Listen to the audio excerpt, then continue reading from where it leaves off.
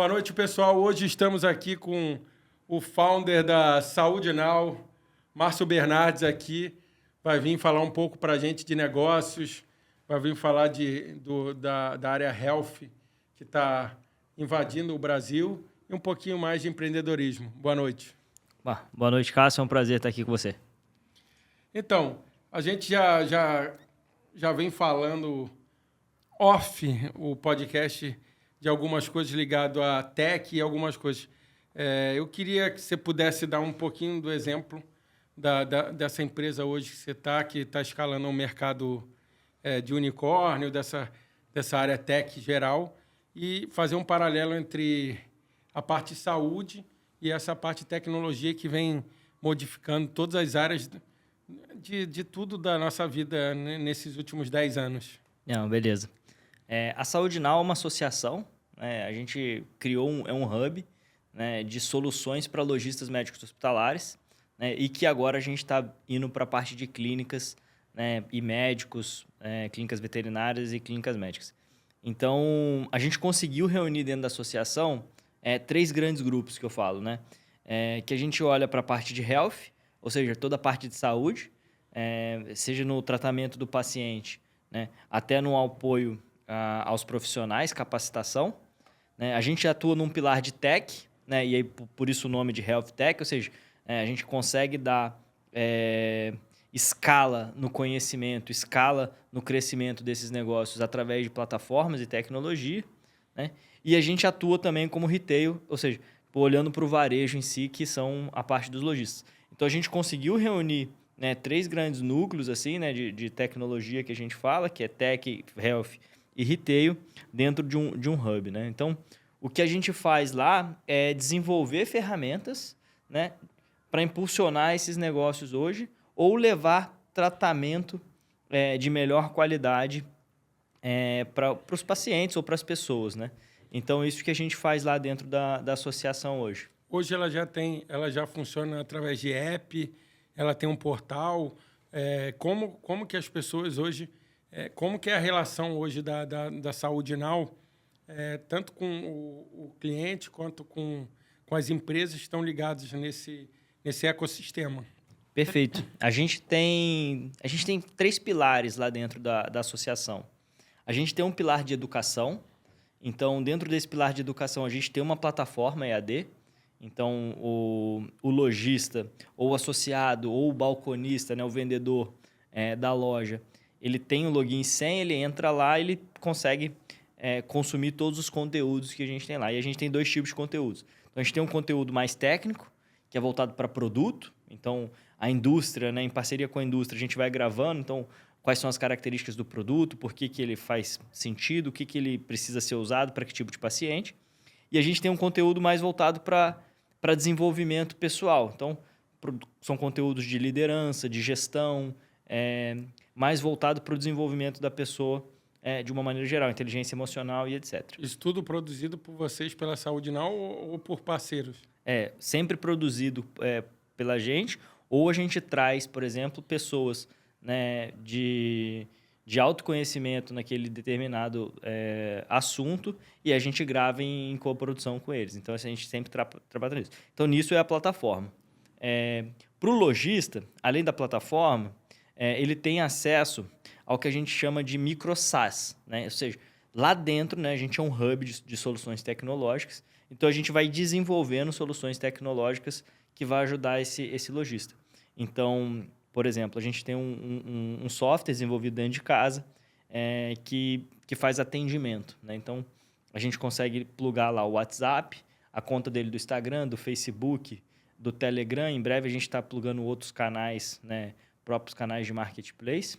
E ele tem um painel onde ele consegue fazer a gestão de tudo. Perfeito. Então, tem vários atendentes ali, ele faz a gestão dele, consegue ter métricas que hoje, pelo web WhatsApp, ele não teria, né? A gente está desenvolvendo agora um CRM.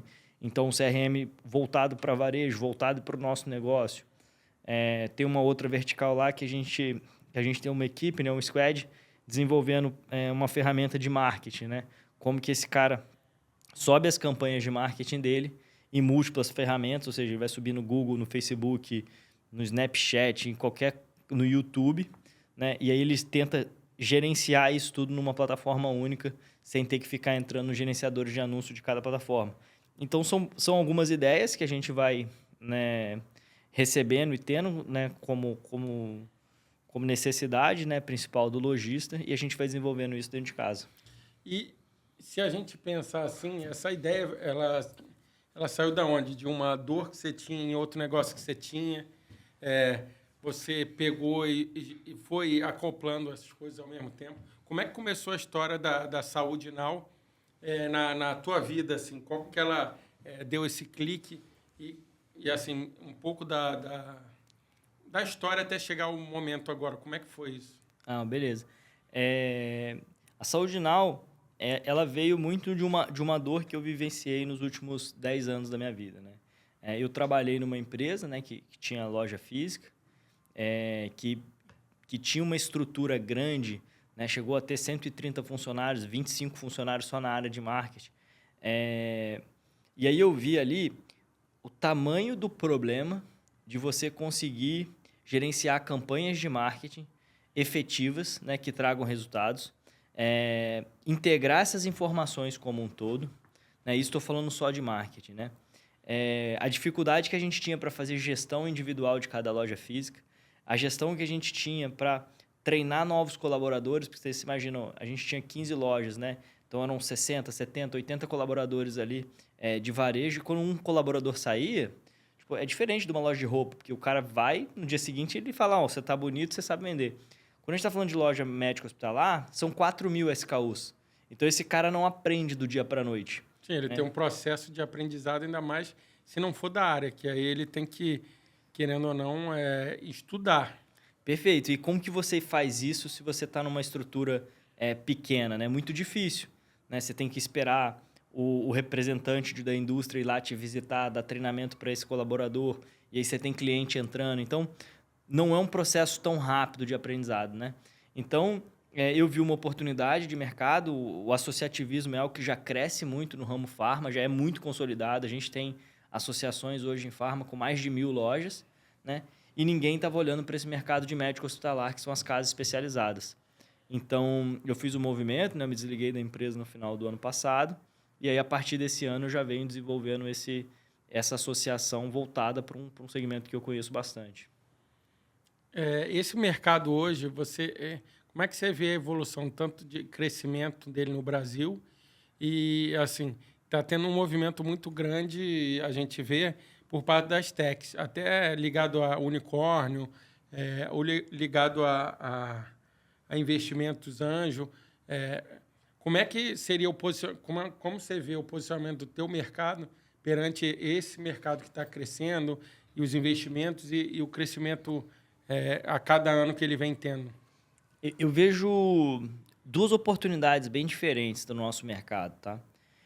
A primeira é um movimento, de fato, a população está ficando mais velha, a gente está vivendo mais. Então, tem uma oportunidade muito relevante que as pessoas que estão se aposentando, o poder de compra delas é maior do que o cara que não está começando a trabalhar agora. Esse cara tem muito, muito mais dinheiro. Então, ele começou a cuidar mais da saúde. E aí, quando ele cuida da saúde, o nosso segmento é muito afetado. Tanto é que a gente vê o crescimento exponencial de farmácia. A gente não é farma, mas a gente atua direto na saúde e qualidade de vida dessa pessoa. Então é um mercado que automaticamente ele cresce. Então, esse é o primeiro ponto. O segundo ponto, a gente vive num país que vai demorar algum tempo ainda para resolver o problema de saúde, né, pública. Né? Então, a gente tem pessoas cuidando mais, um governo que não consegue cuidar de todo mundo, e é a hora que entra a tecnologia nisso. Então, a gente tem visto um boom no mercado de soluções usando tecnologia, agora muito mais com a inteligência artificial, que conseguem predizer alguns tipos de doença, alguns tipos de comportamento. A gente consegue predizer algumas situações ali que vão melhorar a qualidade de vida de nós, né, como um todo, usando tecnologia. Então, tem algumas startups ali. Recentemente, eu tive contato com uma muito legal, chama WeCancer, por exemplo. Esse cara, ele dá suporte para pessoas com câncer que hoje estavam 100% desassistidas. Então, é um suporte muito mais psicológico, ok, mas de várias pessoas que já vivenciaram aquilo ali, ele conseguiu criar uma comunidade. Então, hoje ele é mantido, por exemplo, por patrocinadores. Então, você vê uma série de empresas e iniciativas surgindo nesse segmento, tanto de health quanto de tech, que estão ajudando as pessoas a viverem mais e melhor. Então, de fato, é um segmento que está bastante aquecido aí agora, principalmente com as possibilidades de inteligência artificial. Eu vi que eu tenho um amigo usando, tem um novo que é tipo um bottom que você bota no braço e ele capta a quantidade de açúcar no sangue e automaticamente ele abre o telefone aqui no iPhone e tem um aplicativo e ele vai controlando. Em vez dele ter que ficar furando toda hora, ele fica direto aqui na pessoa e ele vai e vai acompanhando. Então, assim, ele acaba, querendo ou não, facilitando muito a vida dele.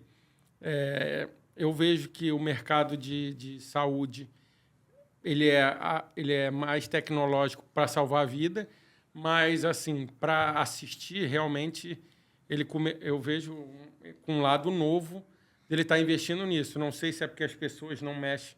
É que nem se falou, às vezes, muita gente está ficando mais velha e nem todo mundo é tecnológico. Então, assim, acaba que tem uma mescla assim, de uma tecnologia e tem que o pessoal saber usar em aplicativo, saber usar isso. Hoje, você diria que você tem noção de números, assim, quanto que o mercado desse está girando de valor, qual o crescimento? Porque eu acho assim, quando você começa a dar número, principalmente para o público, para as pessoas vão dando mais valor até ao mercado em si. Eu não tenho o número exato desse mercado. Tá? A gente é um mercado que se bagunça um pouco, né? com de farma e com investimentos de saúde. Então, o mercado médico hospitalar eu não tenho esse número isolado. Tá? A gente estima que é algo em torno de 5, 6 bi ano, né? Olhando só para a gente chama talvez de correlatos de saúde. Tá? Então, fica meio que nessa casa, mas é um número ainda muito vago para poder garantir. Mas eu acho que o que você falou está perfeito. Assim, a gente sempre investiu muito meio que no cuidado depois que já tinha um problema, né? Já tinha uma doença, já tinha que fazer o tratamento. Hoje, a gente já vê um investimento grande no assistencialismo, ou seja, no suporte emocional, e também muito em prevenção. Então, é um mercado que tem se transformado um pouco ao longo aí dos últimos anos e que deve continuar crescendo exponencialmente aí, que a gente tem visto. Hoje, né, tem poucos meses aí que lançaram até um fundo de investimento que é voltado para health e voltado para a inteligência artificial. Então, a gente tem uma lupa muito grande no nosso mercado de pessoas interessadas. Esse fundo é no Brasil ou é fora? No Brasil. No Brasil.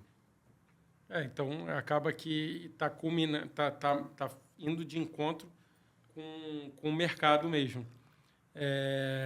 Uma outra coisa que eu acho interessante falar é que eu vejo que você participa de alguns grupos de fomentar negócios e tal. Você poderia falar o grupo que você participa, como é que funciona, algumas ideias que o pessoal está levando, porque, como a gente vem falando aqui no podcast todo dia, o networking e a evolução de todo mundo passa por estudar, por estar encontrando pessoas e novas ideias. Então, hoje a gente tem visto um movimento grande, tanto no Rio quanto em São Paulo, com o G4, com Resenha do Gabi e com outros. Eu não vou lembrar agora, o Tadeu Lockerman fez um com o Álvaro Garneiro e outros mais aí que eu não vou lembrar, que querem promover essa mescla de pessoas, de áreas e de conhecimento. Eu faço parte de alguns grupos, né? Posso até citar alguns deles. Em São Paulo, eu participo lá do IFL, São Paulo, Instituto de Formação de Líderes. Enfim, tem ali algumas pautas que fazem total sentido, assim, de realmente construção de um Brasil melhor, né? A gente ter um pouco de pauta de liberdade econômica. Mas eu acho que o principal desenvolvimento ali do IFL é você conseguir se conectar com outros empreendedores ou com grandes líderes, né, brasileiros, na sua maioria, que já construíram alguma coisa, então eles conversam com a gente e acabam encurtando esse caminho, né? Então, a gente já teve nomes como o da Copenhague, já teve... O Alex. O Alex, acho, na verdade, foi os filhos dele lá que estão fundando, né, a Goldco. A gente teve... já foi alguns ministros, já foram grandes empresários de grupos, né, desde a área de energia até a área financeira. Tem muita gente do mercado financeiro que vai lá. Então, a gente começa a conversar com essa galera. E o que você falou sobre network, eu acho que é muito bem colocado, que é o seguinte: a gente sempre fica escutando uma máxima, assim, você é a média das 5 pessoas que você mais convive, e aí tem aquela história toda. Eu dava pouco valor a isso, sendo bem sincero. E aí, de uns 2 anos para cá, eu comecei a me permitir mais, comecei a ser mais sociável, comecei a construir mais relacionamentos, e sendo muito mais, assim, a gente fala assim, cara, para você se dar bem, você tem que ser mais interessante do que interesseiro, né? Senão você não gera uma conexão ali legal. E eu tenho visto que a transformação que esses grupos conseguem fazer no seu negócio, por eles ou terem vivenciado esse mesmo problema alguns anos anteriores, ou o estágio da sua empresa que eles já passaram, né? Isso ajuda muito. É o que a gente chama do mercado de comunidades, né? Que é uma coisa que vem crescendo muito mundo afora. A gente tenta trazer isso para dentro da associação um pouquinho, ou seja, a gente cria uma comunidade ali de lojistas, ou seja, que vivem o mesmo desafio, que vão ter os mesmos problemas, que vão passar pelos mesmos fornecedores, mas assim, são grupos de interesse em comum. Então, é um mercado que eu acredito muito, esse de network e de comunidade. A gente fala aqui sempre do Multis, cara, isso aqui é uma comunidade dos criadores de conteúdo, né? Todos vão passar pelas mesmas fases, né? Desde conseguir um patrocínio, fazer o seu vídeo viralizar, crescer o seu canal, engajar mais o público. Então, quando você traz tudo isso para o mesmo hub, você começa a ter assuntos em comum e uns vão ajudando os outros. Então, isso é uma coisa que acelera muito hoje em dia os negócios. Querendo ou não, o que você falou, as pessoas sentirem a mesma dor e terem a mesma situação, você está vivendo o mesmo momento. Porque às vezes você está vivendo um momento... isso acontece muito no empreendedor. O cara está vivendo um momento sinistro na empresa e tal, mas ele está vivendo um meio que a galera está saindo todo dia. E aí o cara que está saindo, ele quer uma coisa. O cara que está empreendendo e buscando, ele quer resolver problema. Então você acaba... não é que você vai mudar o ciclo total dos seus amigos, nem nada. Mas você acaba mudando a qualidade de tempo que você teria com algumas coisas e vai outra. Porque você vai estar com uma pessoa que está vivendo a mesma coisa ou já viveu aquilo e, querendo ou não, você vai ter esse outro lado do amigo com ele. Não é deixar de, mas você vai acabar. E isso acaba mostrando porque as pessoas vão te dando toque, vão te dando um insight.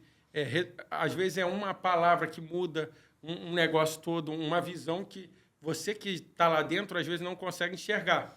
Então, eu acho que essa parte do network que muita gente não acredita, ou realmente que você falou, acaba acontecendo, que são várias pessoas vão para lá assim, não, só quero fazer negócio. Eu acredito nesses grupos no sentido de uma mão lavar a outra. Você vai para escutar alguma coisa e dar um parecer, e as pessoas escutarem alguma coisa e te dar um parecer, porque acaba que você, às vezes, tem uma experiência que aquela pessoa não tem, e ela tem uma experiência que você tem. Então, você troca muito isso. E hoje, isso é bem importante, porque com o advento de rede social e tal, querendo ou não, a gente está mais próximo, estando mais longe. Muitas pessoas vivem, meu amigo ali no telefone, não sei o quê, só que, às vezes, não aprofunda algumas coisas, e os grupos de network, vamos dizer assim, de convivência, comunidade, eles trazem as pessoas para viver os mesmos problemas em loco. Acaba que evolui o negócio de todo mundo. A vida do empreendedor, de uma maneira geral, é uma vida muito solitária, né? Ele tem que tomar decisões ali, ele está sozinho no negócio. Então, eu provoco muito isso em vários amigos conhecidos que são empreendedores juntos, de você fazer um network intencional. Porque você vai continuar com sua rede de amigos, isso aí nunca vai acabar. Mas você tem que começar a se provocar um pouquinho mais. Aonde eu posso estar para escutar coisas diferentes que eu não estou escutando hoje? Né? Quem são as pessoas que eu preciso... Que tipo de pessoas eu preciso me conectar que podem me ajudar a acelerar o meu negócio e que vão me levar para o próximo nível? Então, quando a gente fala de network, putz, é óbvio, né? Não dá para você ser interesseiro o tempo todo, porque senão você não vai conseguir, de fato, ter um resultado positivo. Mas você tem que começar a ter uma agenda e falar, putz, pega 1 hora por semana e faz um network intencional. Seja, putz, chama um cara para almoçar, ou você vai num evento que talvez você não costumasse ir, né? E aí você começa a promover esse ciclo virtuoso de desenvolvimento. A gente passa muito rápido, você pega a rede social ali, você fica em casa 1 hora, você perde rapidinho no Instagram da vida. Então, você colocar isso na sua agenda 1, 2 horas por semana como network intencional, eu acho que é algo que consegue alavancar muito a sua carreira. Eu acho que teve muita gente que entendeu isso e transformou isso em negócio. A gente tá em negócio. Tem gente que transformou. Tem aquela Sweet Secrets em São Paulo. Os caras mudaram o jeito de uma loja como ser. O Resenha do Gabi, que pegou uma resenha e tal e transformou. Tem o IFL, que está transformando. É mais uma coisa de estudo, mas tem o network. Tem o G4 Educação, que veio assim como uma... Ele é até uma edtech com outra situação plugada. Tem os empreendedores de sucesso, que é o Tadeu Lockerman, com Álvaro e companhia. Então, acho que assim, isso vem demonstrando que o network do passado ele foi aprimorado e veio para modificar, eu acho que a vida do empreendedor, do diretor de negócio, dos C-levels, que são quem normalmente está sozinho na hora de tomada de decisão. Uma outra informação que eu vi aqui também é que eu enquanto a gente estava conversando, eu puxei aqui. Hoje o mercado do health tech no mundo, não vou dizer no Brasil, mas no mundo, ele vai estar precificado em 2025 em 504 bilhões de dólares. Então, a gente vê que é um mercado relevante. Então, quando a gente pensa nisso, eu fico pensando assim, quem hoje, diretamente, assim, para quem não está tão ligado, quem seria hoje o cliente da Saúde Now, assim? Por exemplo, a gente está dentro do shopping. Ele só funciona para as lojas, para lojista de médico específico, ou ele tem outro tipo de cliente que ele pode vir a estar dentro desse ecossistema? Hoje a gente só atende médico hospitalar. É uma associação voltada para essa classe. Apesar da gente ter algumas soluções, né? O próprio MicroSaaS que eu comentei com você, são soluções que podem vir a fazer parte do mercado e, enfim, de fato, qualquer lojista poderia usar, porque daí ela é uma solução que, enfim, atende atendimentos de WhatsApp com atendentes, com vendedores, múltiplos canais. Vários negócios têm esse tipo de utilização. Isso. Nesse momento específico, a gente trava para ser um benefício de fato ao associado. Então, é um benefício que eu tenho. Esse cara só tem essa ferramenta se ele estiver dentro do meu negócio. Então, a gente, de fato, trava ali justamente para eu entregar valor para o meu associado. Então, a gente olha para isso. Você viu aí, é um mercado gigante. Lógico que a gente está falando do mercado de saúde no mundo. A gente está falando de diversos outros investimentos em saúde que não vão pegar ali nosso mercado, né, especificamente. Mas você consegue jogar aí, por exemplo, dar uma olhada no Silver Economy, né, que eles estão chamando. É uma economia para os 60 a mais. E aí você vai ver aí que a estimativa é que essa economia chegue a 6 trilhões de dólares nos próximos 10 anos. Se você jogar aí, você vai conseguir pesquisar. Então, esse é o tamanho do mercado. A população mais velha vai consumir mais e é uma oportunidade muito grande para as empresas de saúde estarem olhando. Não, aqui está dizendo que o mercado tech no Brasil até o final de 2023, ele operando direto em saúde, tinham 1.200 empresas. Assim, é um tamanho maneiro. Ainda mais você pensando, a gente tem 27 estados, dá mais ou menos 60, 70 empresas. Quando ele considera aqui, deve ser um tamanho de empresa legal para ele estar considerando. Não é empresa média nem pequena, porque é o que a gente está falando. Quando você fala de empresas aceleradas e techs, já parte de um certo tipo de faturamento. Então, a gente vê que é um mercado que tem franca expansão e, provavelmente, no Brasil, como muitas coisas, ele ainda deve ser insípido, o que eu digo pelo tamanho que tem no mundo. Ele deve ser assim, de crescimento que ele pode ter, ele ainda deve ter uns 90% para crescer. Não, com certeza. O Brasil ele sempre larga um pouquinho atrás, né? Mas a gente tem visto uma movimentação muito grande aqui até de VCs, né? De capital estrangeiro entrando aqui e acelerando essas empresas e até mesmo de um número maior de founders, né? Assim, eu acho que o Brasil ele carece um pouco, até pela dificuldade que a gente tem no país, todo mundo conhece, parte de tributação, todos os desafios, né, de Brasil mesmo.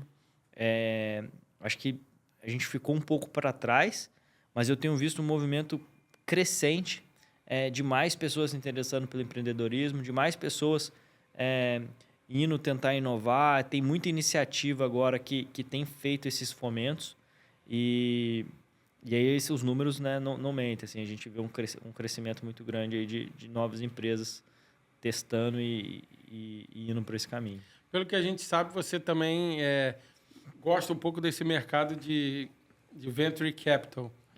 Então, assim, eu queria falar um pouco desse assunto, que é um assunto hoje, principalmente no mundo, está girando muito, e o Brasil, cada dia mais, tem inovado para ter, tanto como unicórnio, como fundos de venture capital e empresas que sejam investidas pelos tais.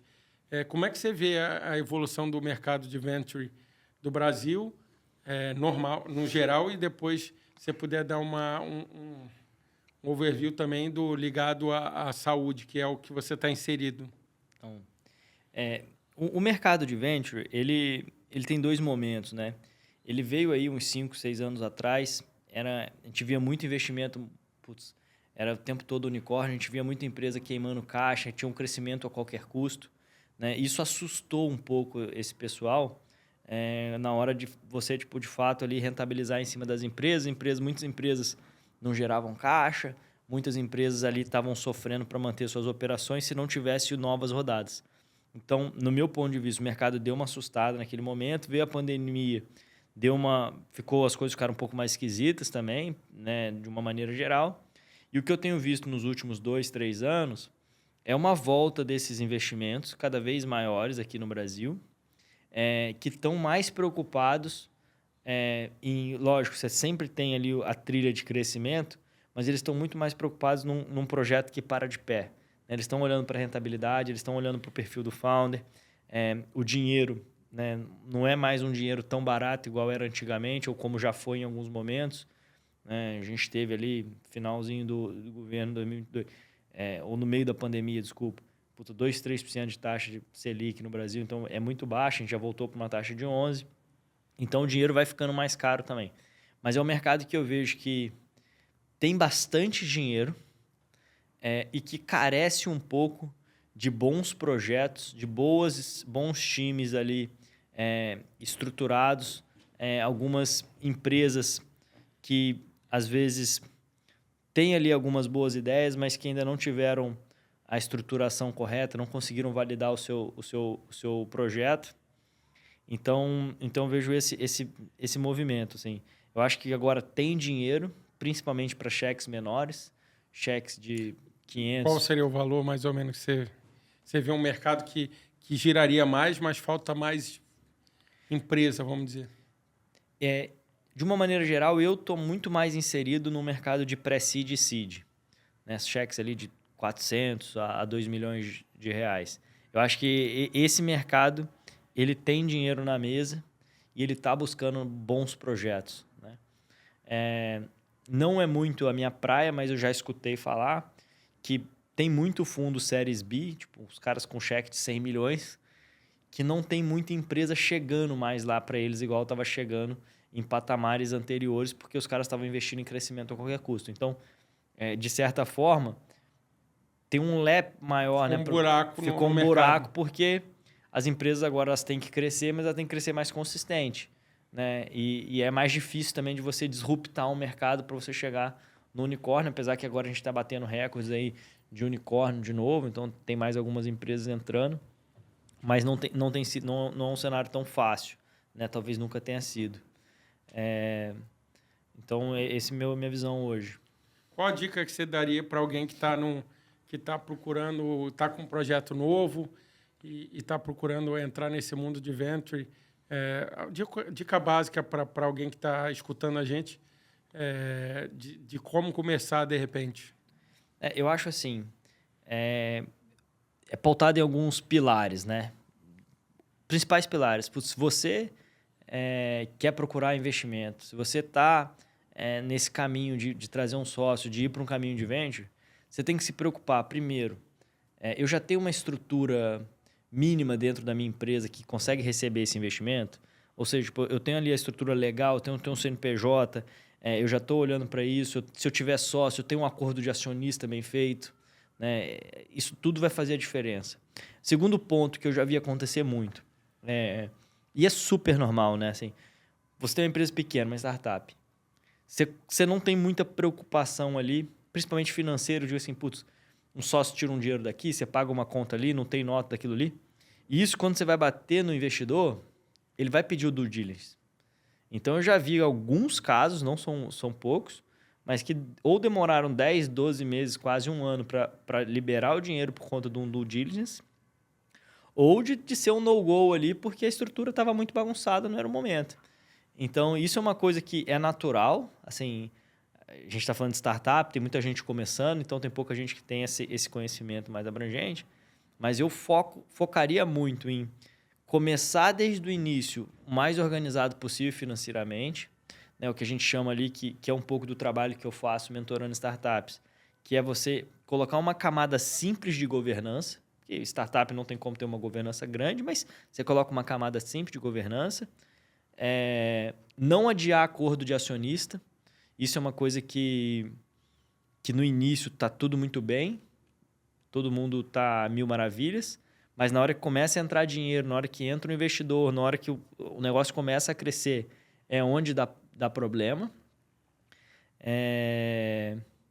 E focar muito na construção de um time bom. Eu acho que sim, a startup conseguir fazer isso, e time bom nem sempre é um time caro. Né? Eu escutei falar uma vez e algo que mexeu muito comigo. Eu já participei de alguns projetos de startups que os caras recebiam um aporte. Você recebe 500 mil, você nunca teve esse dinheiro. Primeira coisa que você escuta falar é: vou trazer pessoas boas para o time. Aí você traz pessoas boas, pessoas caras. Né? Aquilo ali faz o burn cash em pouco tempo e muitas vezes o projeto não conseguiu atingir maturidade para se manter em pé. Então, eu escutei uma coisa que fez muito sentido. A gente tem a analogia, sei lá, de um time de futebol nosso aqui. Cara, eu sou botafoguense. Se eu recebo um dinheiro, eu trago o Messi sozinho, se eu não tiver um time pronto? Ou seja, tipo um jogador estrela, né? Um funcionário estrela que a gente fala. O cara vai me comer o dinheiro todo e ele sozinho não vai conseguir, não vai mudar a estrutura.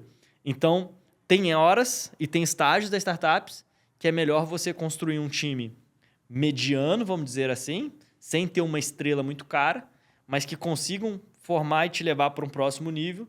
E aí, nesse nível, você começa a trazer as estrelas. Então, essa analogia que teve, assim, putz, quando eu escutei, óbvio que ele, enfim, num curso gringo, ele falava sobre basquete, né? Falava, putz, não adianta eu trazer um Kobe Bryant, um LeBron, se eu não tiver outros jogadores com ele, não vai resolver. Então, fez muito sentido ali quando eu escutei isso. Hoje em dia, esse trabalho de mentoria ligado a startup, você acaba fazendo ele aonde? E da onde saiu esse lado teu de mentoria, de dar esse apoio nas startups? Cara, ele veio o seguinte, veio de eu me fuder muito, assim. Eu já quebrei a cara aí, enfim, outros projetos que eu participei. E aí eu tenho feito um trabalho, muitas vezes, com startups no estágio muito inicial, né? Quando é esses casos, eu escolho os projetos e, enfim, faço até pro bono. Mas é um pouco do give back, né, que a gente fala para a sociedade. Assim, a gente tem que estar inserido nesses ambientes de inovação. Então, eu escolhi isso, né, no final do ano passado. Eu me especializei em ser conselheiro, fiz ali depois entre aspas, uma especialização olhando para o mundo de startups, né, como se fosse. Então, eu busco, de fato, ajudar essas pessoas. Né? Por óbvio, quando eu estou lá ajudando, o que eu recebo em troca? Eu estou respirando um mundo de inovação muito grande. Então, isso me ajuda muito nos meus negócios. Tá o tempo todo conectado com novas ideias, conectado com novas pessoas que estão ali vivendo, né, a linha de frente, né, de inovação, ou seja, né, Open Innovation em Big Corporates ou inovação em vários hubs que a gente tem pelo Brasil de fomento. E eu tento ajudar um pouco essas startups para encurtar esses caminhos que eu já me ferrei. Mas esse é um grupo que tem, você vai buscando, como é que se dá? Porque, assim, querendo ou não, você fica assim, onde eu acho startup? Às vezes a gente olha, pô, tem startup que ela cai do céu. Eu estou perguntando como uma dúvida própria minha. Porque, às vezes, a gente conhece pessoas de startup, é uma coisa. Você está no Rio Innovation Week, num evento, ok, mas se eu não tiver... E como é que participo? Como é que aparece isso? Se existe um grupo, tem um portal, tem uma galera que se encontra... como que é esse mundo dos startupeiros? Startupeiros? Isso. Cara, é um mundo bem pulverizado, sendo bem sincero, assim. Eu faço parte de alguns grupos, inclusive essa semana eu entrei num grupo chamado Founders Club. Então, um grupo que, enfim, de novo, ecossistema, comunidade, né? Então, é uma comunidade de founders. Ali tem quase 500 founders. E aí essas pessoas estão trocando ali o tempo todo. Outros caminhos, né, que eu descobri. Então, você vai em hubs, né, de inovação, aceleração, próprio ecossistema, né, de VC. Quando você vai ali, participa de alguns eventos nesse sentido, você faz muita conexão. Em São Paulo, a gente tem o Cubo, né, que é bastante famoso também. Lá dentro do Cubo tem alguns hubs de inovação, né? Eu conheci um pessoal lá do Turistec, que faz um trabalho absurdo no ramo de turismo, né? E me coloquei à disposição para estar ajudando ali as startups. Então, esse foi um dos programas que eu participei, né? Mentorei duas startups de turismo lá. Mas é muito essas conexões e buscar, de fato. Assim, não tem um lugar, eu acho, que consolida tudo, né? São Paulo a gente tem um distrito, você tem, acho que tem o Startup Village. Então, assim, tem vários hubs, né? Aqui no Rio a gente tem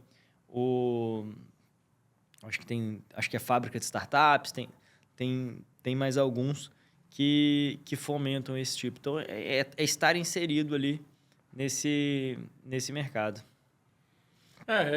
É um mercado legal, mas que ainda está pequeno, vamos dizer assim, de alcance pequeno. Eu acho que nem todo mundo tem esse acesso. Eu acho que é interessante porque ele renova, que nem você falou, e é interessante deixar claro para a audiência onde a gente pode encontrar isso.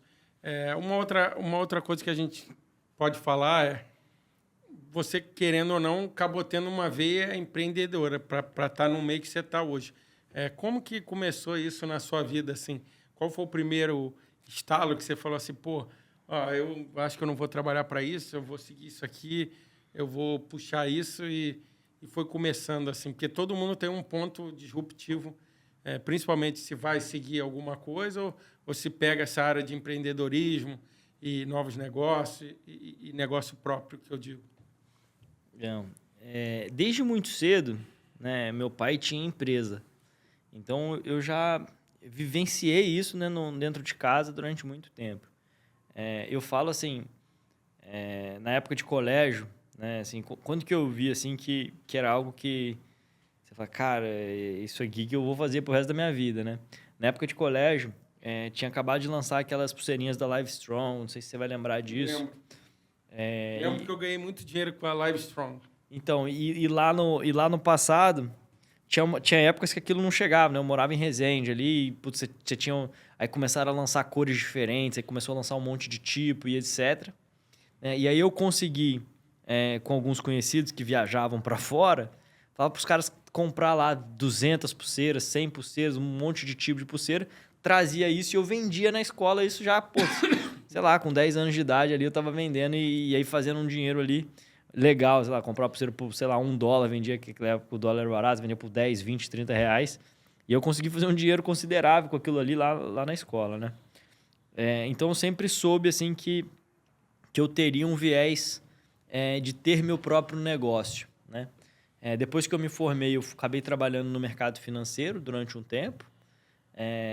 Foi um mercado, assim, de conhecimentos absurdos, porque ele te dá uma base financeira que acaba ajudando muito, né, em qualquer coisa que a gente faz da nossa vida hoje, ou qualquer negócio que eu faça. A base financeira eu acho que me ajuda muito. Então, eu acho que eu tenho um diferencial ali por ter trabalhado no mercado e conhecer mais instrumentos financeiros, que às vezes muita gente que é empreendedor vem de outros ramos, né, de outros segmentos, e acaba tendo ali uma lacuna financeira. Mas desde sempre eu olhei para isso, inclusive fiz a faculdade de administração e não de engenharia, que fica naquela briga. O engenheiro de produção faz tudo no mundo. Principalmente Uber. Não, cara, tem muita gente de engenharia e produção que é CEO de empresa. Realmente é uma área meio bizarra, mas também deve ter muito, porque tem muito engenheiro em si. O engenheiro de produção tem muita área, mas o engenheiro realmente ele ou é 8 ou é 80. Não, tô brincando. Porque, lógico que a gente teve um boom de engenharia, né? A administração ficou mal falada durante um tempo aí. Não, teve boom também.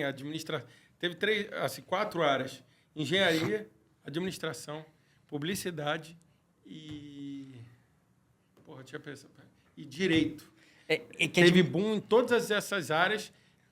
Eu acredito até um boom que teve mais aluno do que o mercado de trabalho tinha como absorver. Porque a administração ela ficou mal falada, porque eu falo assim, cara, todo mundo começou a pegar, quem não sabe o que fazer, faz ADM. Aí começou a jogar um monte de gente. Hoje eu vejo já até um pouco diferente, assim. Hoje eu vejo já a pessoa entrando em administração, já pensando, no empreendedorismo, já pensando talvez numa parte de marketing, daí não tão publicitário.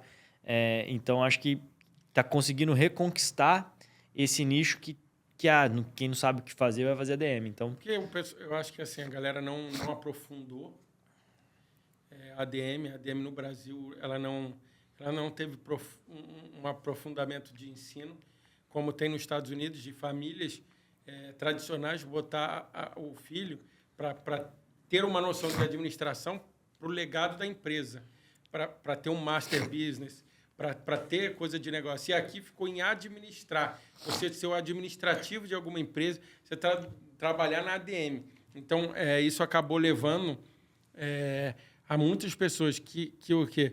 Botavam seus filhos para ter uma faculdade normal e faziam um master business. Quer dizer o quê? Ele fazia um segundo degree em administração com mais, vamos dizer assim, foco no que eles queriam, que é essa administração. E o pessoal na ADM mesmo acabou sendo a pessoa que trabalhava em ADM. Em alguma empresa. Pô, tu é o quê? Eu sou do administrativo. Então, isso acabou realmente, em alguns casos, em faculdades que tem menos prestígio e nome, ficou um pouco defasado. Mas eu acho que isso acontece igual em comunicação, que o pessoal, qual é a foda? SPM, PUC... E tal. Em direito, eu tenho tal. Então, assim, cada área realmente tem um pouco dessa, vamos dizer assim, desse cuspir no prato que comeu dos alunos ou do pessoal que acabou que é a massa, né? Porque tudo na vida é a maioria. Então, assim, se a maioria fez isso, acaba que denigre ou não a imagem de uma área. Não, e isso, assim, quando você fala assim, beleza, o cara que fez administração, ele foi para uma área administrativa. Isso foi, na minha opinião, o que criou grandes grupos igual o G4 tem feito. Por quê? A faculdade ela não ensina o que o cara precisa saber para gerenciar a empresa dele. Sim. Né? Não mostra os mesmos desafios. Então, esses caras viram uma lacuna imensa de mercado e começaram a fazer talvez hoje a maior escola de empreendedorismo do Brasil. Tem uma em São Paulo, eu esqueci o nome. Tem uma que é uma faculdade, que é a primeira faculdade do Brasil de empreendedores. Eu esqueci o nome. Ela tem pouco tempo, é um cara conhecidíssimo. Eu vi, ela entrou para startup e tal. Mas, assim, ela já é... Eu acho que o preço dela é bem salgado, assim. Deixa o G4 no chinelo, assim, em termos de valor. Então, assim, o G4 acabou tendo... Hoje é uma empresa que, acho que esse ano eles pretendem faturar 350 milhões. Eles têm um número lá que eu acho que 5% do PIB do Brasil já passou por lá de famílias. Por acaso, você já fez o curso do G4 ou pretende fazer? Ou o que você acha? Eu já fiz alguns cursos do G4. Eu não fiz ainda o mais caro deles, que é o de gestão e estratégia. Que é o presencial. O que eu fiz era presencial também. Eu fiz até o Traction. Né? Eles têm lá várias... Hoje em dia, eles têm 50 braços, né? Mas eu fiz um de tração ali, né? Que tem ali mais voltado para growth, para crescimento, para essa questão. Eu sou fã dos meninos, assim. Tipo, eu acho que eles conseguiram, de fato, reunir um conhecimento que eu acho que ninguém no Brasil estava reunindo. Beleza, pode ter várias críticas em alguns aspectos, mas eu acho que eles foram talvez os primeiros percussores de um movimento de escala. Porque sempre teve grupos de negócio, sempre teve mentorias de negócio. Isso sempre teve, isso aí não é novo. Mas eu acho que conseguiram empacotar isso e gerar escala, eu acho que eles foram talvez os primeiros ou talvez os maiores hoje. Eles profissionalizaram. Levando pessoas, vamos dizer, bem... Por exemplo, eles levam muita gente de mercado, que é o diferente. Eu cursei publicidade na Tom Jobim, na Estácio, e na época eu escolhi cursar, ela podia ISPM e tal, e a outra, mas eu escolhi por quê? Porque meu professor de publicidade, um era diretor da Macan, o outro era da W Brasil, o outro era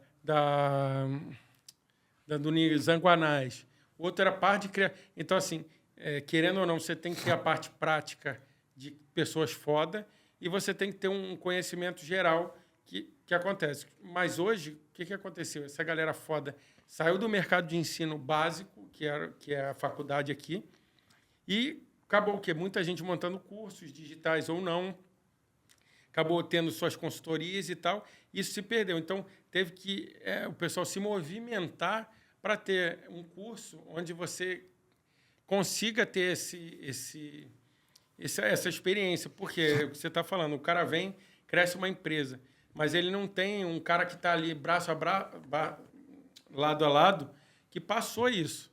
E às vezes tem, mas não tem um cara que tem um nome. Tem, ou o cara não quer dar informação. Então, eles acabaram pegando isso. Pessoas que transformaram, que é o caso do Thales com a Singu e a Easy Taxi, o Alfredo com o caso da X-Tech, VTEX, Loja Integrada e tal, Bruno Nardon, entre outros. E foram abrindo cada vez mais, setorizando essas áreas de empresa e pessoas ligadas e transformando. Eu lembro, como se fosse hoje, o primeiro projeto deles, eu acho que botava 40 pessoas, eu quase fiz, acabei não fazendo por causa de tempo, mas uma amiga minha fez. Custava, se não me engano, R$20 mil o primeiro. 10, 11? Eu perdi esse também. Então, custava R$20 mil e eu acho que só botava entre 20 e 40 alunos, eram convidados e bem seleto. Eu tive em 2 pulos da vida desse daí, nesse e no Rock in Rio Academy, onde participava 20 ou 30 pessoas. Por um acaso da vida, eu não consegui participar.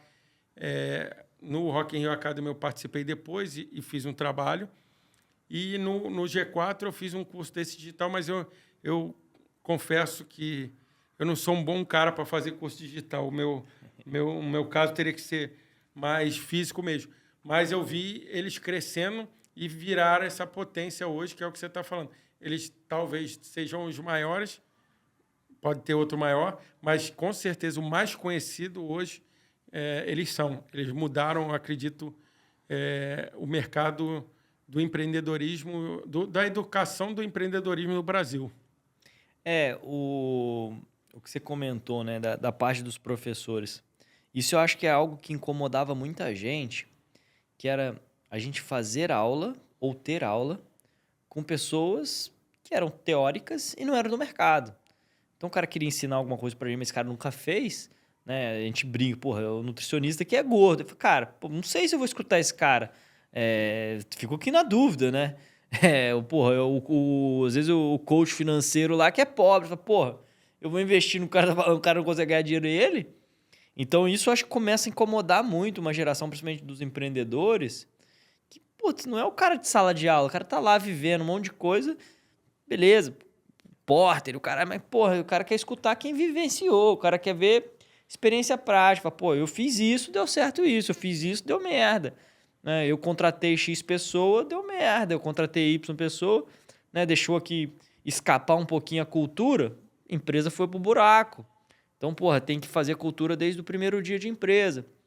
Então, acho que é um mercado que absorve uma carência nossa, assim, de empreendedor. Né? Que a gente quer, cara, quero ter aula com alguém que vivenciou, que botou em prática aquilo ali e que vai falar, cara, ó, isso aqui você faz dessa forma. Se for diferente disso, porra, é mais difícil, né? Então, acho que, de fato, foram os caras percussores.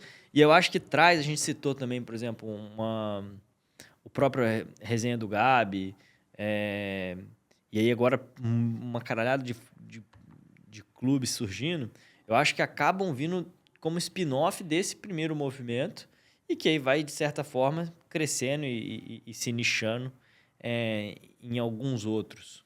Eu acho que isso a gente pega carona, igual teve eu lembro da época do movimento você falou do mercado financeiro. Eu comecei a investir, como eu sempre gostei dessa área, eu comecei a investir nos anos 2000. E ainda o mercado não era esse, você investia ainda no papel, você ligava para fazer operação, tinha algumas coisas, até foi um sonho da minha vida querer trabalhar na Bolsa de Valores. Então, assim, e eu pego isso como exemplo. Por quê? A gente começou lá atrás tendo fundo, não era fundo de investimento, era grupos de investimento, onde juntava várias pessoas para fazer o investimento. Depois tinha um clube de investimentos. Depois passaram para fundo de investimento. Depois para... Tudo bem que já existisse tudo lá fora, hedge fund, clube e coisas mais aprofundadas que o mercado estava em outro. Mas no Brasil veio até chegar o movimento da gente levar as pessoas para a Bolsa, para ter mais marcas e aplicativos ligados a investimento e tal, que chegou no momento de hoje está 4 milhões, ou aproximadamente 4 milhões de pessoas investindo na Bolsa. Então, eu acho que na parte da professor, do investimento do empreendedor, eu acho que a gente está, talvez, e do grupo de pessoas de network, eu acho que a gente está vivendo o mesmo movimento, que é o quê? Que é essas pessoas se juntarem para chegar ao ponto de ter faculdades. Claro que sempre teve a FGV da vida, com área mais, vamos dizer, acadêmica, junto com algum professor foda. Tinha a IBMEC, ESPM e Dom Cabral, que eu lembro de cabeça, deve ter mais uma ou duas fora essas, mas eu acho que também começou a descolar um pouco do acadêmico, tanto a parte financeira quanto dos caras que estão no mercado, porque os caras foram dando saltos, nem você está falando. Os empreendedores do Brasil foram crescendo mais. Hoje, cada dia é mais difícil. Um cara desse, se ele não fizer por vontade, ele se pagar numa faculdade é difícil. Eu tinha professores que tinham salário quase jogador de futebol na época que davam aula para a gente. Por quê? Mas era uma faculdade, eles davam tantas aulas, era um número. Você manter um cara desse no plantel, hoje, no mundo de hoje, é difícil. Você imagina um Flávio Augusto dar aula, uma Cris Arcangeli, que dá aula na FGV Digital. Tem uns caras desses, assim, se ele não fizer porque gosta, financeiramente é quase inviável se não rodar num modelo digital. Então, acho que também isso descolou um pouco. E acabou acontecendo de pessoas criarem alguma coisa que estava dentro do ecossistema e do mundo que eles viviam, que é o que você está falando, o empreendedor, ele fomentar o próprio empreendedor, ele passar essas informações, que eles acabaram criando uma demanda no mercado. E essa demanda, alguns viram e tomaram primeiro, e agora vem os grupos secundários, que é o normal da vida, e estão crescendo. E eu acho, e mais vindo, mais para o momento atual, começou a ter uma banda de pessoas que estão ligadas a isso. Pessoa que vai... Pô, cara, não sei se eu vou estudar, vou fazer isso, mas eu vou investir mais num curso. Eu vou investir, que nem você falou, num clube de network, em algumas situações que o cara viu que tem a ver com o empreendedor. E vai ter outros caras que não. Ó, eu vou fazer um MBA, eu vou fazer uma pós, vou fazer um PhD. Eu acho que ele democratizou o ensino, tanto para empreendedor, como para acadêmico, e como para as pessoas que vivem da prática, vamos dizer. Vou falar uma coisa assim meio polêmica, mas é o que eu acho, assim. Esses clubes que a gente tem visto crescer, de network, etc., tem muito empreendedor neles? Tem. Mas eu tenho visto um movimento também muito grande, que são os caras que trabalhavam, né, tipo, CLT, ou seja, trabalhavam em Big Corps da vida. Tipo, eles sempre vivenciaram esse mundo de Big Corp, e aí agora eles estão vendo, tipo, um movimento meio hypado, e esses caras estão com grana, né, assim... Eles fizeram uma carreira de sucesso e eles estão querendo meio que se inserir ali, mas que eles ainda não são desse ecossistema puramente dito de tecnologia. Eu acho que está vindo um movimento... Os caras viram que é importante, tá? Então, eles estão vindo para um ambiente de inovação, que eu considero mais, e estão vindo para esse ambiente de network, para tentando ali criar, enfim, e abrir um pouco essa mente deles, né? Mas você não acha que eles... um cara que está nesse daí... Vamos dizer, o cara que saiu de uma Microsoft, que seja a Amazon e qualquer outra, qualquer empresa grande americanas e coisas, Samsung e tal, que ele ganhou muito dinheiro. Você não acha que no momento que ele fizer essa transição, as pessoas não vão ver? Porque o que eu vejo, assim, como dizem que eu sou um empreendedor serial, tá? Alguns cabeças que eu converso hoje, que estão ligados à Endeavor e tal, me classificaram, por mais que seja externo. Então, assim, eu acabo me conectando mais facilmente com pessoas que têm o mesmo estilo do que eu. E isso a gente vê na hora que a gente conversa. Por quê? Porque o cara que veio de uma Big Tech, quando você der uma situação para ele, ou o cara que veio do diretor, ou o cara que está sentado numa cadeira tal, mas não é o empreendedor serial, não é o empreendedorismo, não é um cara de novo negócio, não é um cara que criou do zero, eu acabo vendo, ele não tem aquele feeling, ele não tem aquele pensamento. Então, ele vai ter um diferenciamento no que ele vai te responder. E é aquela história, você se conecta e você se vê em outras pessoas. Então, eu acho que pode existir um movimento, mas em certos grupos, você vai ver que eu acho que ele não consegue acompanhar. Por quê? Porque eu ouço falar isso direto. O empreendedor... Eu escutei um cara esses dias que a fortuna do cara é $500 milhões. Ele falou, o empreendedor, por mais dinheiro que ele tenha, ele sempre vai estar fudido. Por quê? Porque ele tira um dinheiro dele para botar na empresa. E cara, para fazer isso tem que ter muito culhão, para não falar outra palavra. Não adianta o cara falar, eu tenho 1 bilhão, e eu tenho famílias tradicionais que eu conversei recente, bem tradicionais no Brasil, de mais de 100 anos, que tem fortunas de bilhão, e tu fala para o cara, tu pede 100 mil, 200 mil para o cara investir num negócio arriscado, e o cara não está disposto. O negócio arriscado, às vezes, é o negócio dele. Então, quando você vê isso, você vai... Ele está no meio, mas você sabe que ele não é aquela posição. Agora, você pega um cara... eu dei o exemplo num outro bate-papo que a gente estava falando. Então, eu pego Flávio Augusto. O cara vendeu a empresa dele por 750 milhões. Aí tu pega, na maioria dos casos, já muita gente vai querer ficar aquela na maciotazinha. Vou deixar ali, vou botar em fund, hedge fund, vou comprar de uma operação, vou meter em ação, vou fazer tudo isso.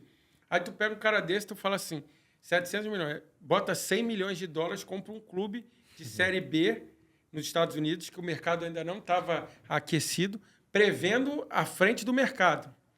Se endivida para construir um estádio, que ele não tinha dinheiro para pagar se juntasse tudo dele. E, ao mesmo tempo, ele está em outras iniciativas botando dinheiro, queimando dinheiro. Aí você imagina, você acha que um cara desse, quando ele senta do lado de uma outra pessoa, ele não vai enxergar? Quantas pessoas que têm dinheiro no Brasil poderiam ter feito isso? Eu posso citar aqui umas 100 que teriam o mesmo dinheiro para poder fazer o que o Flávio Augusto fez. Mas quantas fizeram? Ainda vindo de uma venda. Então, eu acredito que tenha, porque tudo que é hypado, ele traz uma atenção. Mas eu acho difícil, quando a gente começa a conviver, que você convive mais nisso, deve poder dar um exemplo quando eu terminar de falar, é você começar a conviver com a pessoa que é desse meio, que vive isso, você vai acabar sabendo se ela é de verdade ou não. Pelas decisões que ela vai tomar perante as informações que você vai demonstrar. Porque os empreendedores, os networkers, os clubes, eles estão trazendo situações. Eu vou chegar com você e vou falar assim, pô, estou com um investidor querendo fazer isso. O que você acha? Eu invisto do meu bolso ou pego o dinheiro do cara? Eu faço... Então, assim, eu acho que nisso você não acredita nisso? Não, cara, com certeza, assim, é um público totalmente diferente, né? Eu acho que a diferença entre esses dois mundos, assim, é muito a coragem ali, né? Coragem, eu diria que é uma principal virtude ali, que muda, né? Tipo, o cara ter a coragem e a ambição e o estômago de ir para o mercado de empreendedorismo e querer, né, colocar o dinheiro dele, tá o tempo todo buscando, enfim, do que o cara que é um CLT lá e quer ficar naquilo ali, ele quer, putz, empreender com o dinheiro dos outros, né? Eu brinco muito porque a minha esposa é CLT ferrenha, né? E aí eu pego cara, não adianta, eu tentei convencer de várias maneiras, não tem como, não entra na cabeça dela. Tipo, é um software diferente instalado ali. Sim. Né? E aí agora eu fico brincando. Falei, cara, ainda bem que tem gente que quer ser CLT igual você. Porque daí eu consigo contratar pra minha empresa.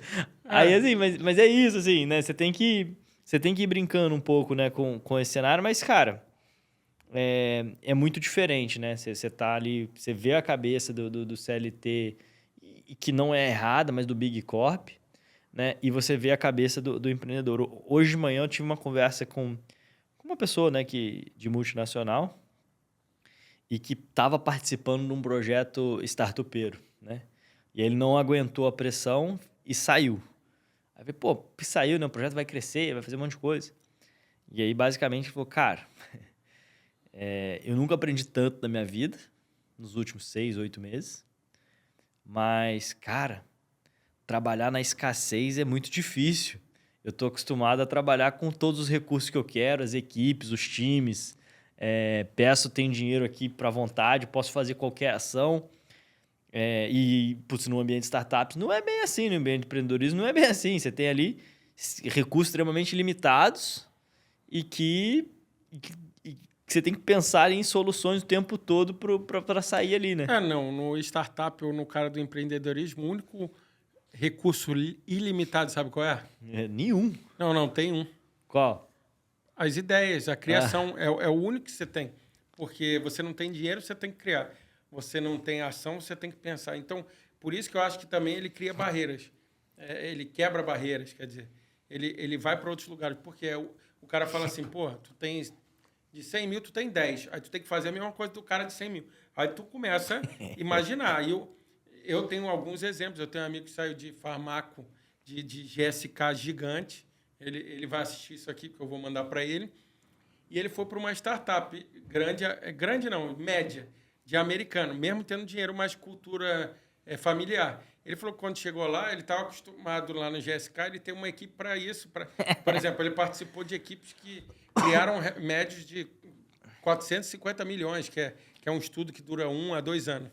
E ele falou, Cássio, quando eu entrava aqui, eu tinha que juntar 4 pessoas para tocar a empresa. Então, assim, eu era o marketing, eu era o cara de criação de produto, eu era o vendedor, eu era isso. E aí ele falou, ele ficou 1 ou 2 anos,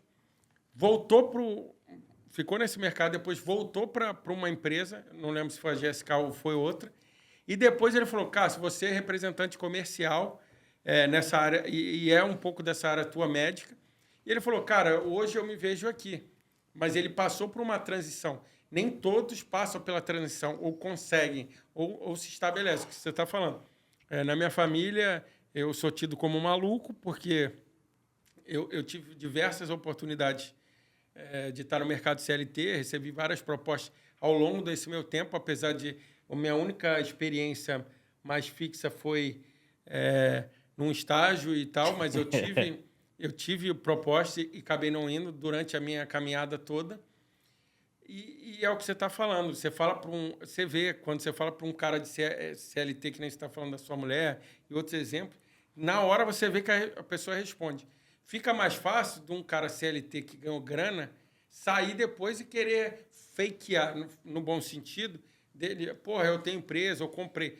Mas você sente pela, que você está falando, pela coragem, pelo ímpeto, pela aventura, por várias coisas, é o que você está falando. E também acho que você tem que ter os dois. Por quê?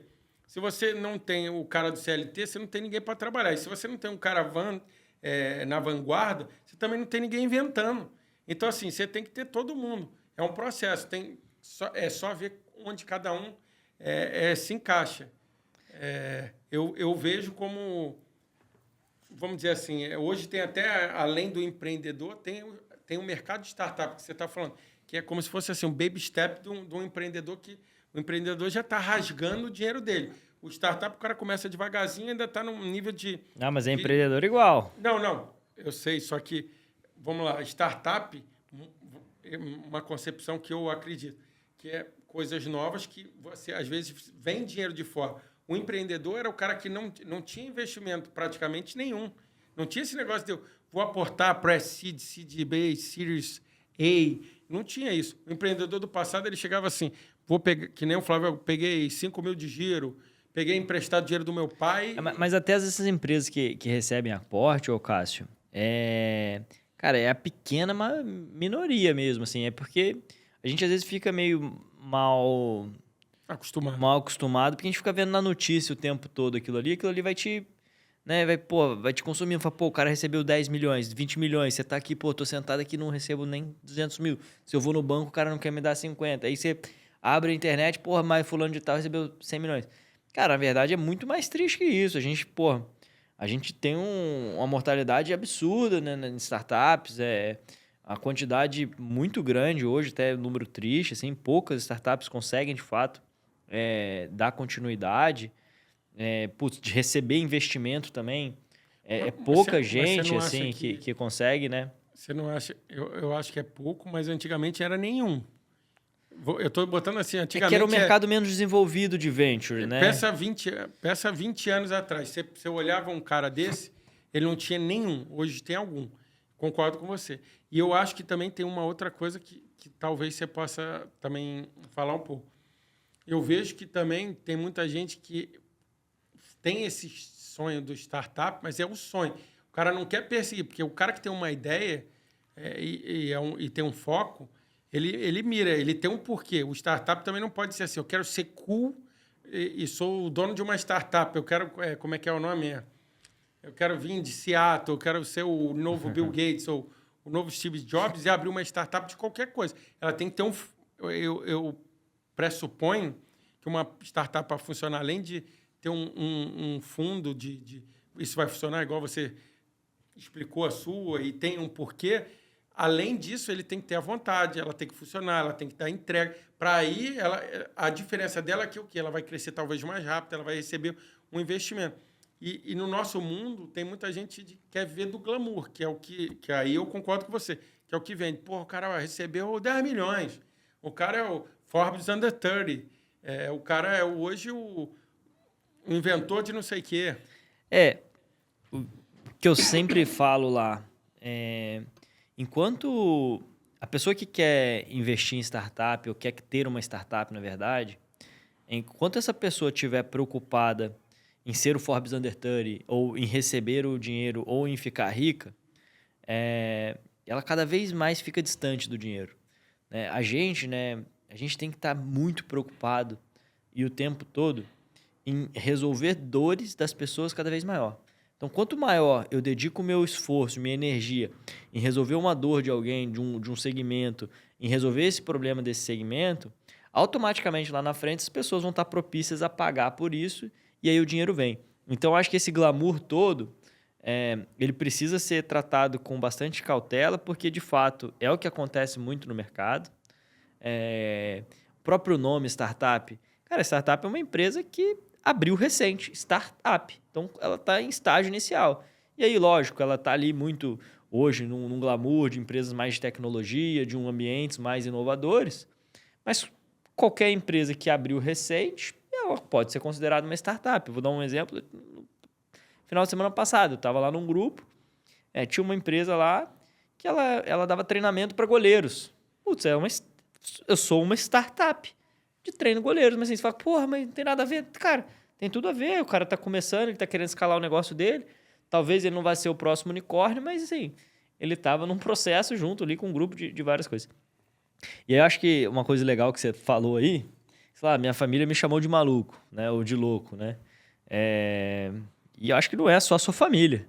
Assim, acho que a família de quase todos os empreendedores hoje chamam de loucos, né? E você sabe qual que é a diferença do louco e do gênio? Não, que o louco deu errado e o gênio deu certo. Não, o louco é qualquer um, mas o gênio é um louco que deu certo. Então, enfim, assim, eu conheço muitos empreendedores e acho que é quase que unânime, assim, né? Enquanto você tá ali lutando, tá dando errado e tá não sei o que e etc, todo mundo chamando, pô, o cara é maluco, o cara podia estar fazendo isso, podia estar fazendo aquilo. Quantas vezes eu não escutei e falei, putz, você é maluco, cara. Você tá nisso daí, volta pro mercado financeiro. Os caras estão ganhando ali 500, 800 mil de bônus por ano. Se eu tivesse, pô, tava muito, muito, muito rico hoje, possivelmente, e tô aqui, né, trabalhando e querendo construir. Mas eu acho que essa vontade nossa de empreender, de ser dono do próprio negócio, né, de ter essa liberdade que a gente tem, isso eu acho que dificilmente vai conseguir na iniciativa privada, né?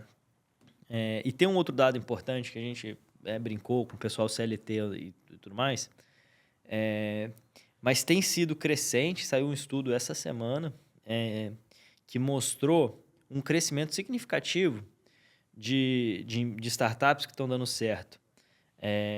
Ou de second time founder, ou de pessoas que trabalharam durante um tempo na iniciativa privada, ou seja, se desenvolveram, pegaram maturidade e aí vieram fundar a sua startup. E aí a taxa de sucesso desses caras é 3, 4 vezes maior, né? Acho que o estudo falava que era, acho que se não me engano, 2,5 vezes maior do que tipo, pessoas que estavam, tipo, de fato, começando do zero. Então, tem esse lado positivo também, né? Tipo... Então, mas é o que a gente está falando. Eu acredito que, às vezes, o cara teve uma ideia boa, só que ele não tem maturidade suficiente para seguir. Ou ele não está no momento. É o que a gente está falando aqui. Porque muita gente quer lançar uma startup. Startup no sentido hollywoodiano. Uhum. Agora, uma coisa é assim, eu tive uma ideia, botei para funcionar, ela está funcionando, não sei o quê, bati na parede, vou ficar... qual o jeito? A gente tem que tracionar aqui, tem que buscar isso, tem que pivotear, tem que melhorar. Então, assim, a pessoa é assim, porra, não consegui no primeiro mês, não consegui no segundo. No terceiro, vou largar. Numa empresa comum, você corre atrás para vender, você corre atrás para fazer outra coisa. Às vezes, nesse momento, o cara fica achando que vai cair o cheque, que nem você está falando. No mercado já tem isso. Porra, o Nubank botou 200 milhões. Por exemplo, eu tive... O cara está me falando agora, por exemplo, eu não sei se ela tem um pouco a ver com o seu mercado, eu não sabia nem que era desse tamanho, a Doctoralia. Nesse comparativo de empresas ligadas à tech que estão acima de 1 bilhão, como que a gente vê que nem tudo é só ideia ligado à startup? Porque eu acho que tem uma premissa que muitas pessoas acreditam, que hoje uma ideia vale... Tem pessoas como o Thales que vem, uma ideia vale... um balde de 10 nada, centavos a bacia. De 10 centavos. E tem gente achando que ideia vale bilhão. Então, assim, como é que você vê isso para o mercado atual de venture? Cara, de fato, assim, a ideia não vale nada, né? Eu acho que o mercado já conseguiu entender e amadurecer isso, né? O que vale, de fato, é a execução ali, você colocar aquilo em prática e, por óbvio, você vai tendo obstáculos e a capacidade sua de se adaptar e criar soluções para o mercado. Dificilmente, né, quando a gente fala, putz, minha ideia é maravilhosa, e você joga aí, vai procurar no Google ali, você vai na China, vai nos Estados Unidos, né, você vai ver que já tem ideias muito parecidas ou algumas coisas nesse sentido. Acho que a diferença é que no mercado hoje, assim, quando a gente vai para os VCs, e aí eu acho que tem ali, tirando aquele glamour de Hollywood que a gente falou, dos investimentos e tudo mais, os VCs hoje, eles estão olhando muito mais para um founder que eles chamam de coachable, né? Do que de uma ideia mirabolante, maravilhosa. Porque eles sabem que muitas vezes, ou do cara que se acha muito foda. Por quê? Eles hoje, eles querem uma pessoa que, de fato, tem a personalidade própria, que vai conseguir desenvolver, porque a ideia é dele, etc. Mas eles querem uma característica ali de que se eles colarem, tipo, talvez esse network que o VC consegue colocar, que o founder tem a capacidade ali de absorver, de entender que ele precisa evoluir nisso, né? Que eles chamam de coach, né? Assim, ele consegue receber também orientações para o desenvolvimento. Então, eu tenho visto que isso tem sido crescente no mundo de startup, de VCs, né? Principalmente. E aí, não sei se você quiser abordar, a gente troca uma ideia da própria estruturação, né? De como está funcionando esse mundo hoje de startups. Eu acho que o mercado que você falou tem uma estruturação que é importante, que ela vem amadurecendo cada dia, perante o que a gente falou aqui e tem falado. Eu acho que cada dia que passa, ela vai mostrando, igual a gente conversou bastante de alguns vácuos que o G4 fez, eu acho que no Venture também tá abrindo uma lacuna. E eu acho que isso só vai melhorar o nível do mercado de startup de Venture para o futuro. Eu acho que essa lacuna que vem tendo ali, né, de uma maneira geral, ela está muito mais ligada, na minha visão, na parte de estruturação, né? Que muitas vezes, e a gente viu isso há muito tempo, o Venture vai lá e dava o cheque, pronto, acabou. Hoje não, hoje eu vejo que tem uma preocupação maior em, só que, ó, toma aqui o cheque, mas você vai ter que passar aqui para um programa de estruturação meu. Toma aqui o cheque, mas vai ser uma escolinha. Vai ter que passar aqui por alguns estágios de conhecimento, né? E eu acho, de fato, que é a melhor maneira, porque você não tem mais aquele venture que, o cara queria investir... E tem, né? Lógico que tem. Se o cara vai investir em 50 startups, 2 vão dar certo, vai pagar o investimento das 50. Tem, lógico que tem isso. Mas hoje eu acho que eles precisam olhar para o mercado, já que o dinheiro também não está tão fácil, não tão barato. Pô, beleza, vou investir em 50, mas agora eu quero que 2 deem muito certo, mas eu quero que 10 deem mais ou menos ali, né? 20 vão ficar flat, não perco o dinheiro e beleza, 10 morre. Não dá mais para ser, 2 dão certo e 40 morrem, né? Então, acho que esse olhar para a estruturação de startup ali e o desenvolvimento dela, eu acho que começa a ganhar mais relevância nos próximos anos. Então, estamos finalizando aqui. Agradecer a presença do Marcinho, Saúde Now. Eu vou chamar num próximo papo aí para a gente aprofundar um pouco mais de startup e venture capital e agradecer a presença aí dele hoje e de esclarecer um pouco dessa área de health tech do Brasil e do mundo. Beleza, obrigado, Cássio. Valeu!